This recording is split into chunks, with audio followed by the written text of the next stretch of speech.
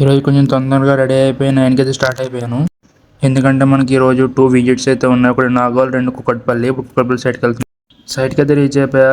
Customer కూడా సైట్కి వచ్చేసాడు. సో మనకు ఫస్ట్ ఫ్లోర్లోనే సైట్ విజిట్ ఉందన్నమాట ఫ్లాట్ సార్కి. కిచెన్లో వర్క్ అయితే మనం ఏమేమి చేస్తామన్న సార్కి అయితే ఎక్స్ప్లెయిన్ చేస్తున్నాయి. ఇక్కడ ఏమొస్తాయి, ఇక్కడ ఏమొస్తాయి, ఎన్ని బాస్కెట్స్ వస్తాయి, పులోడ్ ఎలా పెట్టుకోవాలి, కార్నర్లో మ్యాజిక్ కార్నర్ పెట్టుకుంటే ఇంకా మీకు బాగుంటుంది అని చెప్పేసి మన దగ్గర ఉన్న ఐడియాస్ అయితే చెప్తాను.